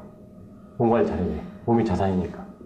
그래서 이제 이런 비즈니스 지원단, 쿠폰제 컨설팅 사업 이런 것들이 중요한 이 사업에 대한 그 비즈니스 그 짭이고 또 요즘에 최근에 이제 그 이거 못지않게 또 그 중요한 게 뭐냐면은 그 산업부 산하에 각 지역에 테크노파크가 있어요. 서울 테크노파크가 있습니다. 경기도 경기 테크노파크, 그 다음에 강원 테크노파크, 부산 테크노파크 다 있어요. 지역별로. 광역도시 쪽에. 그쪽에 1년 예산이 얼마냐면은 경기도 같은 경우는 테크노파크 예산이 한 5천억 정도 됩니다. 5천억 정도 기업들한테 컨설팅하고 관련된 교육 쪽 예산이 1년에 100억 정도. 그 다음에 그쪽에 인큐베이팅 되는 이쪽 기업들이 한 300개 됩니다. 그 기업들 컨설팅 휴가 많아요. 누가 해요? 지도사 하는 거죠. 지도사 해요. 농무사 뭐 다 일을 하는데, 그런데 인력포를 등록하면은 일이 와요. 심사도 있고, 교육도 있고, 그것도 있고. 그래서 아까 말씀드린 대로 제가 모두에 여러분들이 부지런하게 각 분야의 인력포를 등록 딱 해놓으면은 서울시 같은 경우는 서울시 통상산업진흥원이라고 있잖아요. 서울시 산업진흥원, 거기 필컴파크, 그 다음에 서울시 산하기관이 굉장히 많아요. 그런데 등록해놓으면은 그냥 와요, 연락이 와요. 그래서 그 시간 관리, 일정 관리만 잘하면은 대신 자기의 무기 있어야 돼, 무기가. 자기 무기가 없으면 안 돼. 내가 라이센스 있다. 라이센스니까 그건 아니고, 라이센스가 있어도 그만큼 자기가 실력이 있어야 돼. 그 어떤 기업을 심사하고 평가하고 코칭할 때 잘 모르는 그 기업 임원들한테 잘못하면 창피당해요. 안 그렇겠어요? 그보다도 모르면 그 사람들이 우리를 뭐라고 하겠냐고, 안 하라고. 그 사람들을 위에서 딱 코디할 수 있는 능력이 있어야 돼요. 모든 분야를 할 수 있겠지만 기본적으로 자기 전문 분야나 그 정도 실력이 있어야 돼요. 그래야만이 실효성이 있는 거죠. 그 다음에 뭐야, 우리가 그 유명 브랜드가 왜 유명 브랜드냐면 자꾸 리바잉이 되기 때문에, 재구매되기 때문에 브랜드가 적은 거 아니에요. 똑같은 거죠. 나도 달말성으로 이벤트를 한번 불렀다 끝나면 의미가 없죠. 아, 저 사람 실력이 있다. 정말 많이 알고 있다. 전문성이 있다. 실력성이 있다. 스마트하다. 이게 뭐가 있어야죠. 아, 그 다음에 뭔가 개선이 된다. 그래서 뭔가 이 AD2B 실행하면 뭔가 인프로먼트 같아. 개선이 돼야 돼요. 그 다음에 뭔가 결과치가 나와야 돼. 그게 되면은 사실은 제가 이제 학교 가서 보직을 지금 5년째 맡고 있는데, 그 제가 1년에 학교 선단에서 그 단원 예산이 300억입니다. 180명 교수 연구비를 많이 하는데, 회계 쪽 전문이니까. 근데 그거 말고도 보직 뭐 여러 가지 이제 그 직책을 맡았는데, 그런 와중에도 학생들 코칭하는데, 사실은 저는 코칭 잘 안 해도 관계 없어요. 보직 맡았기 때문에 코칭 안 되는데, 면접이 되는데, 많이 몰려오니까 피곤한 거예요, 사실은. 돈도 다 안 주는데. 기업 같은 데는 이러면 돈 주잖아요. 그죠? 그런 차이 있어요. 환경 차이, 학교하고. 근데 여러분들은 만약에 이런 라이센스 따게 되면은 수요가 계속 오게 되면, 리콰이어가 오게 되면은 그 자체는 뭐야? 인컴이에요. 그리고 이제 특강 같은 것도 요즘에는 제가 많이 못 다니는데, 옛날에 특강 가면은 특강료를 1년에 제가 5천만 원 냈어요. 5천만 원. 1년에 5천만 원. 거짓말 같이 5천만 원. 볼 수 있어요. 대기업 같은 데 연수원 가면은 시간당 한 3시간, 4시간, 시간당 60만 원씩 줘요. 지방 막 제주도까지 가는 거예요. 몸은 피곤하죠. 근데 돈을 많이 벌어요. 그 마약 같은 거예요. 그러니까 자기가 기본적으로 전문가가 되려면은 3가지 조건이 있어요. 하나는 뭐냐? 페이퍼 능력이 있어야 돼요. 글을 쓸 수 있어야 돼요. 노직하게. 모든 내용을 정리를 해야 되니까, 보고서는. 두 번째, 스피치 능력이 있어야 돼요. 말을 저렇게 잘해야 돼요. 세 번째 뭐죠? 세 번째 뭐예요? 휴먼 릴레이션. 인간관계가 좋아야 돼요. 그게 경쟁력이에요. 3가지. 그게 없으면은 그 한계가 있어요. 3가지 부분이 이제 중요한 그 전문가예요. 근데 이건 뭐 경영지도사가 아니라도 일반 전문 라이센스를 가지고 인적 서비스를 한다는 전제에서는 공통적인 조건입니다. 여기 보면 앞에 있는 것들 자체를 좀 더 이제 구체적으로 해가지고 업무 자체를 정리해봤어요.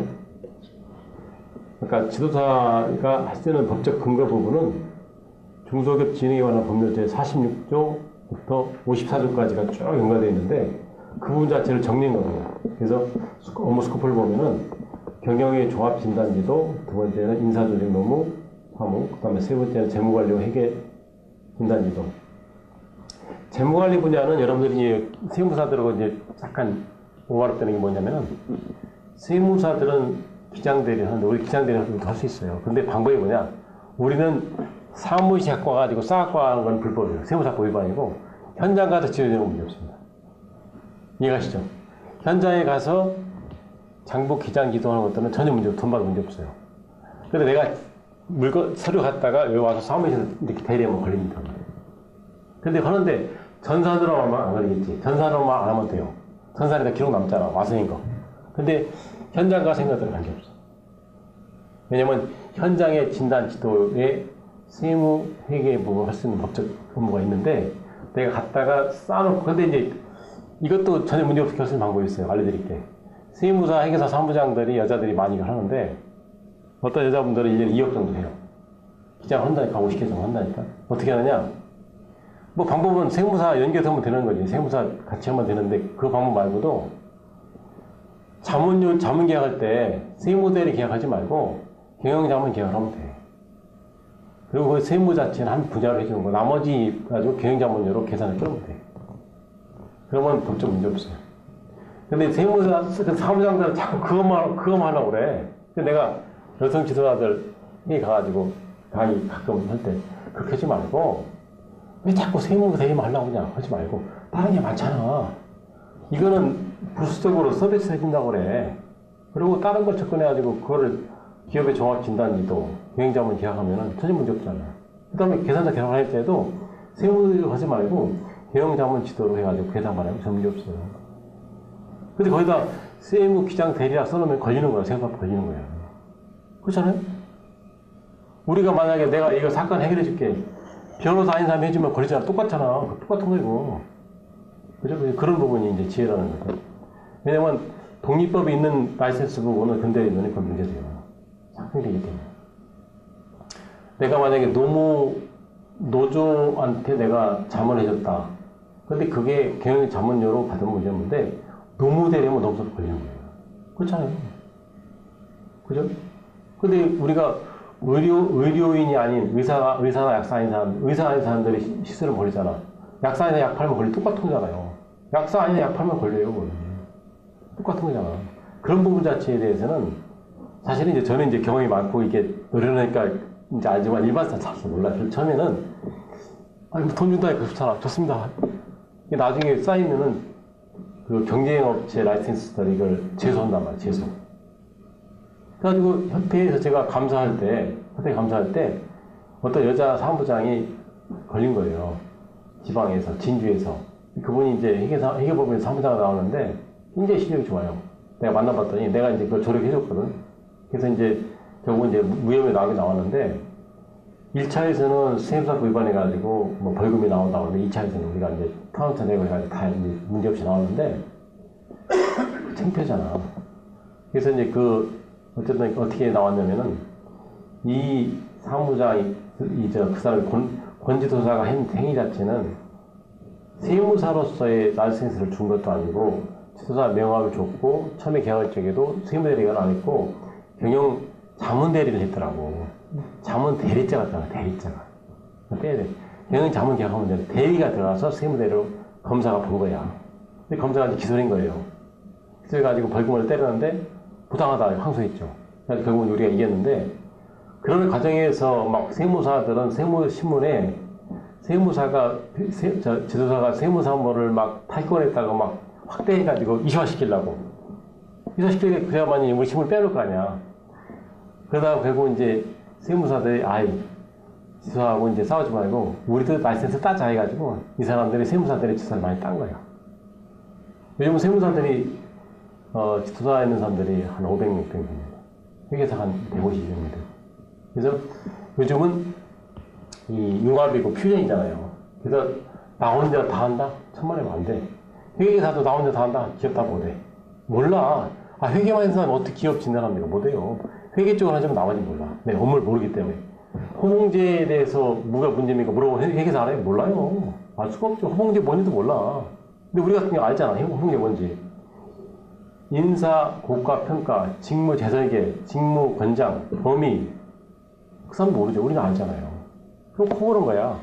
그러면 기업에 들어가서 그 기업이 코스닥 가기 직전 기업의 매출이 100억이 넘는 200억 기업이 되려면은 우리가 종합진단할 적에 회계사 찍고 들어가는 거야. 그래가지고 같이 해가지고 그 분야에 대한 부분은 자문기업들에게 돈을 주면 되는 거예요. 얼마나 방법이 있는 건데. 근데 그걸 지혜를 몰라가지고 나는 세무대리만 한다. 사무실이니까. 그럼 안 된다는 거지. 지금은 그런 것들이 많이 없고, 옛날 초창기에 굉장히 그때 악이 많았어. 세무사들이 맨날 그 법원에 제소하는 거야. 경찰에. 지도자가 세무사들을 지금 업무를 빼가고 있다. 빼간 거 맞긴 맞지. 근데 세무사가 어려우니까. 저희 때는 회계사 100명씩 뽑았어요. 세무사 50명. 지금은 세무사 700명, 회계사 1000명 뽑아요. 운전면허증이에요. 네. 변호사 2000명, 운전면허증이죠. 네. 그러니까 행위독점자치 시대는 끝났어요. 이제. 사법고시도 없어졌지만 변호사증 따가지고 지금 1000만 원 왔어. 제 조카도 변호사입니다. 로스쿨 나왔는데 한 달에 300만 원 받나. 내가 취업시켰다. 한 11분. 우리 지도자들 거짓말 노래 보면 1년에 5천만 원 벌어요. 5천만 원 못 버는 사람들은 그 사람은 게으른 사람이에요. 게으른 사람. 어느 조직이나 게으르고 노래가 나면 절대 성공할 수 없어요. 그죠? 이상한 쪽으로 갔네. 어쨌든 이게 이제 왜냐면 여러분들한테 지금 이제 이 시험대들을 하면서 무슨 직무비용 하는 것처럼 제가 강의해서 죄송합니다만 이렇게 제가 강조하는 거냐면 그만큼 앞으로는 비전이 있다는 거예요. 그냥. 네. 행위독점 자체가 있는 거는 양면할 수 있는 거예요. 고음할 수 있는 거예요. 그런데 반대로 없는 거는 넓다는 거예요. 그죠? 그래서 결국 이제 업무 자체가 이렇게 랜덤으로 돼 있지만 이거 말고도 얼마나 할 수 있는 것들이 있다는 거죠. 이제 요즘은 최근에 또 이제 나옵니다만 뒤에 지도자법 자체가 독립법을 하려고 국회 계류 중에 있어요. 올라가 있어요. 문재인 정부 쪽에서 해준다고 했어요. 왜? 서비스 사업 선진화 자체에 대해서 비전 부분이 있기 때문에 서비스 사업을 향상하려면은 인적 서비스 분야의 부분을 테이크업 시켜야 된다. 레벨시킨다 해가지고 뭐 좀 계류 중인데 그래서 우리가 회원들 현재 특별회비를 받고 있어요. 저도 50만 원 특별회비 냈어요. 현재 혈압이 안 하고 있지만 그래서 지금 이제 그 돈이 뭐 한 2, 3억 정도 모아져가지고 그 김현장 쪽에 로펌에서 법률 개정해가지고 설립 들어가 있습니다.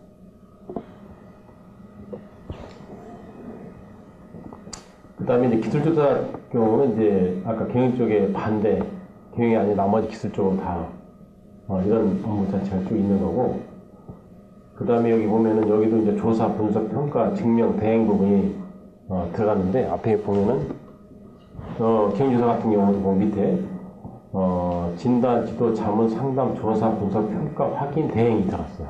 이게 옛날에 없었거든요. 여기 보면 이제 분석, 평가, 확인, 대행이죠. 앞으로 이제 우리가 벤처기업을 확인하고 평가하고 중소기업 정책 자금을 심사하고 평가 이런 것들 자체도 앞으로 많이 지금 현재 저는 그런 거 하고 있습니다. 저는 대학 교수로서 다시 하는 거예요.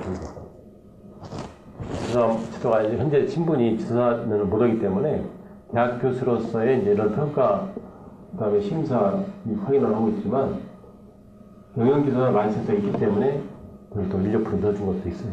사실.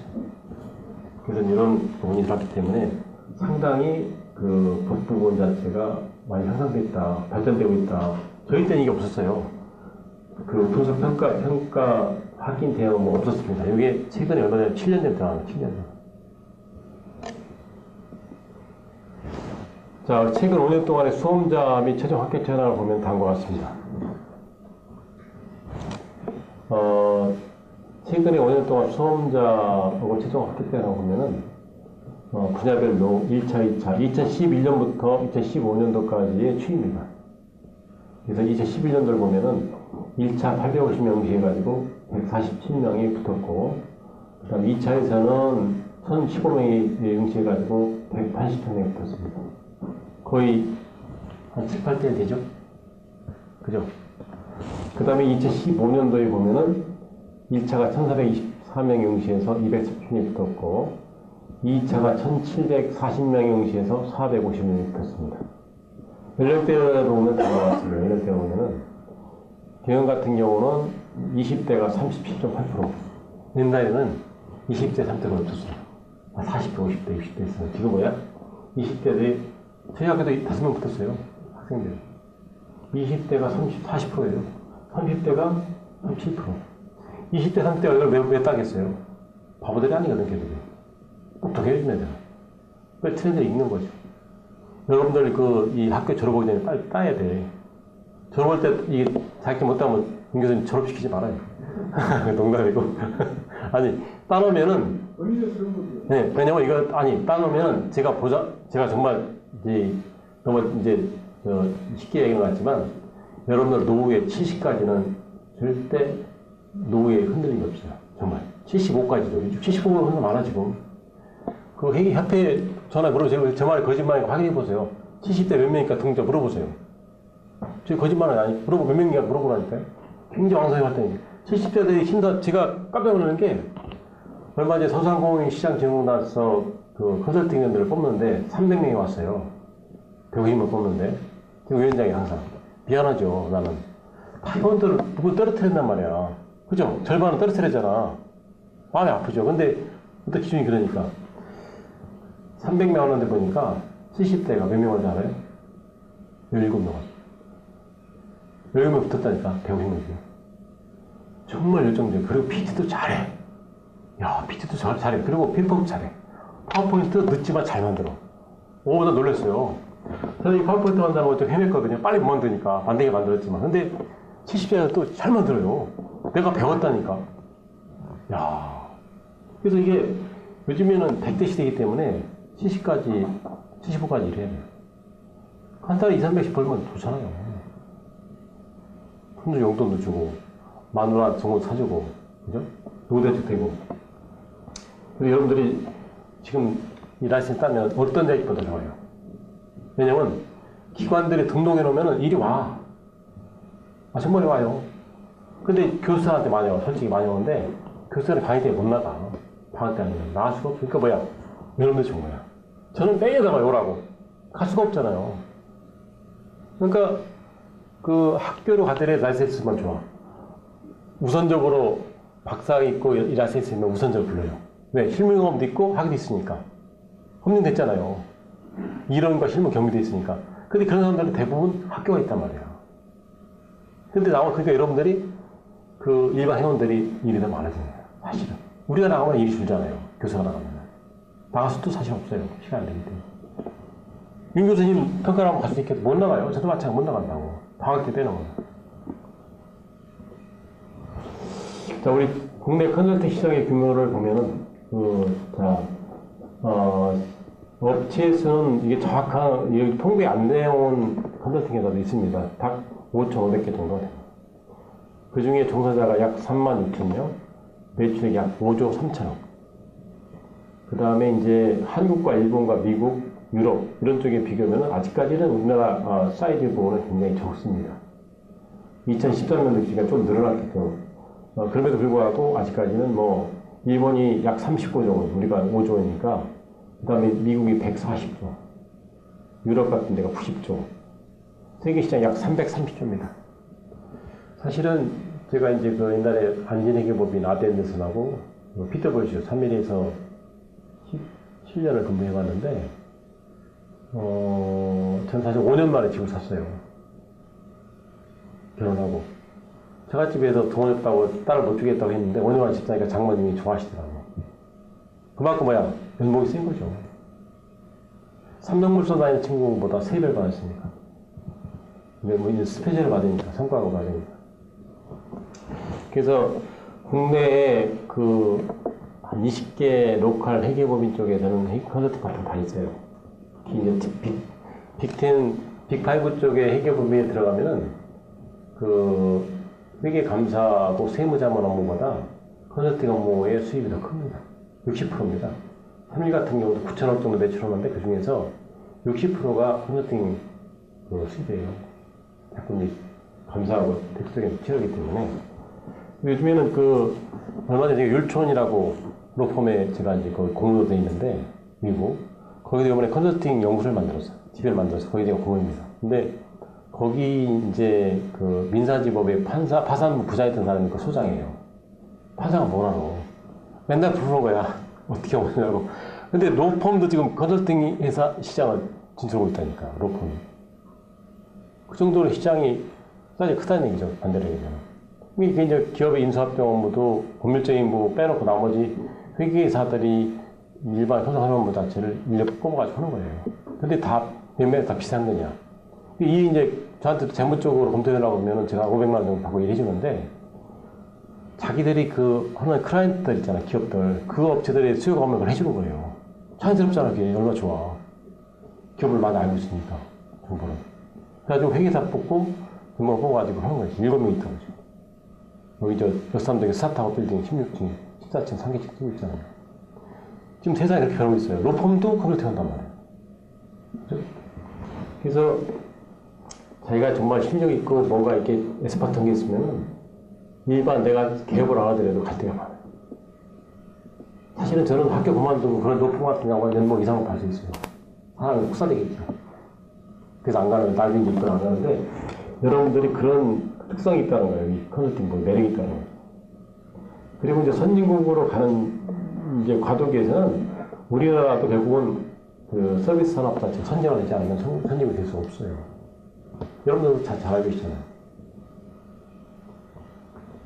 그래서 이런 쪽으로 이제 앞으로 특화될 것이고, 그 다음에 이제 지도사의 활동 범위 부분은 아까 이제 그 쭉 분야별로 인사 조직과하고 재무하고 생산 유통하고 판매 쪽에서 쭉 나온 것들을 좀 세부적으로 쭉 서술해 놓은 겁니다.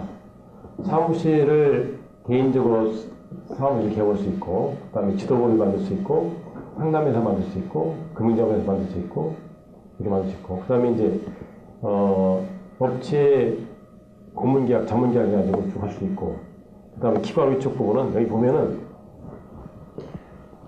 각 지방 중소기업청, 중소기업진흥공단, 소상공인지원센터, 협동조합, 그 다음에 각 지역의 신용보증자가 있어요. 그 다음에 테크노파크 등등등 해가지고 이 기관이 어디 들어가면 다 할 수 있냐면은 우리 여러분들 집에 가서 그 연예인들 뭐 정보 같은 거 보지 말고 몰라도 되니까 1357에 들어가. 1357.go.kr 들어가면은 우리나라 모든 기업들의 지원 정보 자체에 대한 정보 사이트가 1357입니다. 1357을 전화하면은 딱 중기청으로 상담이 연결됩니다. 콜이. 거기에 들어가면은 우리나라 정부 부처의 모든 중소기업 지원 업무 자체가 다 뜹니다. 그거 보시고 이 빨리 트렌드 있고, 그리고 지도사들의 정보 자체는 협회 홈페이지 들어가면 다 나오는데 이렇게 자세히는 안 나오지만 이 주위에 혹시 이런 지도사들이 활동하시는 분 있으면 물어보세요. 제가 한 얘기는 거짓말이야. 그냥 있는 그대로 얘기하는 거예요. 그래서 지금 금융자문 같은 경우는 중소기업청에다 등록해서 중소기업들에 대한 기업에 대한 자문 자체를 자금 조달을 해주는데 중개 알선을 할 수 있어요. 그리고 이제 상담회사 등록할 수 있고, 지도법인 같은 경우는 3명 이상이면 활동이 됩니다. 이렇게 가지고 이제 활동하는데, 어쨌든 기본적으로 우리 이 지도자들이 등록되면은 주무관청은 중소벤처기업부가 되고요. 장관명으로 자격증이 나오고 등록증이 나오고 합니다. 그래서 중개사들이 지금 이제 옛날에 굉장히 인기 좋았죠. 중개사들은 지금 너무 많아서 포함해가지고 정말 운전면허증이 됐어요. 15만원, 16만원 되니까. 우리는 지금 뭐 15,000원밖에 안 되니까. 그 중에서 기업에서 근무하고 있다, 이제 자기의 이 업무를 아는 사람들이 많기 때문에 기업자가 많잖아요. 그래서 굉장히 괜찮아요. 옛날에 감사원에 있는 사람들이 공무원들이 많이 땄어요. 그러면서 이 자격증이 많이 활성화된 거예요. 감사원 쪽에 많이 따가지고. 자, 등록 현황을 보면은 경영지도사 부분이 인적자원위가 1838명, 그 다음에 재무관리 6,000명. 절대적이죠. 재무관리가 11,000명 중에서 경영지도사 중에서 6,000명 정도가 재무관리고, 마케팅 2,500명, 생산이 약 970명이라 11,300명 정도 되고요. 비율을 보면은 재무관리가 전체 54%입니다. 그 다음에 이제 마케팅 22%, 기타. 기술주도사 같은 경우는 지금 이제 4,300명인데 그 중에서 가장 많은 데가 어디냐면은 생산관리. 두 번째가 이제 정보처리, 세 번째가 전기전자 쪽인데 생산관리 부분이 가장 수요가 많아요. 기술 쪽에서. 왜냐면 현장 지도가 많기 때문에. 어제 제가 이제 중기청의 컨설팅 사업 중간점검에 대한 평가를 했는데, 어제 7군데를 평가했는데, 그 중에서 4군데가 생산관리더라고요. 3군데가 재무 쪽인데, 어쨌든, 이렇게 돼 있고요. 직업별로 등록 현황을 보면은 오른쪽에 컨설팅 쪽에 종사자가 3,400명, 기업체 근무자가 5,400명, 공무원이 1,000명, 금융 쪽에 1,500명, 언론 쪽에 64명, 교육기관 쪽에 1,200명, 연구원이 200명, 공교원이 1,000명, 이라서 약 15,600명 정도가 이제 등록되어 있고요. 그 중에서 비율이 가장 큰 게 뭐냐면, 기업체 현재 근무하고서 활용보험사의 35%, 그 다음에 두 번째가 이제, 컨설팅 기업자 3,500명 정도, 나머지 이제, 기타나 금융 쪽, 신용보증기금, 기술신용보증기금, 은행, 이런 쪽에 많아요. 그분들은, 임 교수님이 이제 신용보증기금이 있다고 하셨는데, 신용보증기금이나 기술신보나 은행 쪽에서는, 특히 신보나 기보 같은 데는, 그 안에 몇백 명이 있는데 그분들이 인력풀 해가지고, 그 기업들을 관리하고 지도하고 하는데, 예부 전문가 주변에 뽑아가지고 활동하고 있습니다. 그래서, 이렇게 분포되어 있고, 15,000명 중에서 병행조사가 72%고, 기술조사가 27%가 약, 3대 7 정도가 되는 거죠. 그죠? 비율이. 그래서 어쨌든, 절대적으로 정리하면은, 병행조사가 약 11,000명, 기술조사가 약, 5,000명, 4,000명 되는데, 어쨌든, 절대적으로, 병행 쪽이 많은데, 그 중에 재무관리가 50%가 넘는다. 이렇게 생각하고요. 자, 향후 전망을 보면은, 여기 아까 앞에 있는 것들을 정리를 해놨는데, 이제, 중소기업 전문 컨설턴트가 중소기업 청장이 아니라 이제 중소기업 부. 원래 처음에는 상공부 장관이셨어요. 상공부 장관에서 상공부에서 이제 중소기업 국이 떨어져 나오면서 중소기업이 생기면서 96년도에 중기청장으로 갔다가 다시 이제 복원돼가지고 이제 중소벤처부 장관이 자격을 주는 유일한 국가자격증이고, 그렇다 보면은 뭐 이 창업조사, 재경주 이런 것들은 따져와서 이건 민간자격증 때문에 따로 의미가 없어요. 활용할 때 하나도 없습니다. 그거 이따 불러주는 데 하나도 없어요. 등록이 안 됩니다. 요거만 되는 등록. 그래서 변호사, 회계사, 세무사 못지않은 업무 자체 범위가 있고 수입 부분도 된다. 저는 그렇게 생각하고요. 충분히 그분들보다 더 많이 저를 벌었어요. 현업했을 때. 여러분 충분히 할 수 있어요. 노력하면. 그래서 어쨌든 이런 이 업무 분야 자체가 전문화되고 그다음에 이제 늘어나기 때문에 됐다. 그다음에 이제 아까 말씀드린 대로 고용정보원에서 미래 직업의 랭킹 2, 3위까지 올린 정도로 이렇게 분석해서 나오게 되는데, 고용정보원에 가면은 각 전문 직업 분야별로 쭉 수요를 해놓은 게 있는데, 그거 보면은 제 말이 틀린지를 알 수 있습니다. 여기 이제 두 번째 나오죠. 국내 헤드헌터, 주 메이저 회사들이 앞으로 향후에 1, 2위를 다투는 고급 전문 직종으로 뽑은 게 기술지도사입니다. 기술지도사 부분은 사실 기술 안 했어요. 기술 쪽에는 사실은 좀 컨설팅 한계가 있죠. 기술사도 있고, 그렇기 때문에. 근데 1위가 네트워크 전문가, 2위가 이제, 지도사고 3위가 웹 전문가인데, 어쨌든 이런 전문가들이 추천한 것도 있으면서, 또 사실 또 지금보다 오히려 더 시장이 넓어지고, 전문가가 아직 적어요. 지금 국내 다국적 기업들이 들어온 데가 맥킨지, 맥킨추어, PwC, 아덴더슨, 딜로이트 이런 데 많이 있는, 그런 데들은 1년 매출액이 거의 한 4, 5천원씩 해요. 다 회계보면 뭐 파트너들이지만, 그런 데들은 주로 이제 메이저급 클라이언트들이 대기업들인데, 우리가 하는 것들은 외관법인들도 많이 있지만 외관법인 가기 직전 왔다 갔다 하는 기업들이 많아요. 그래서 기업체 수가 약 300만 개 되니까 수요 자체는 엄청나게 많습니다. 비즈니스 모델만 잘 만들면은 상당히 괜찮은 기술이다 라고 결론을 짓고요. 강의는 제가 이걸 마치고 여러분들 질의응답 받겠습니다.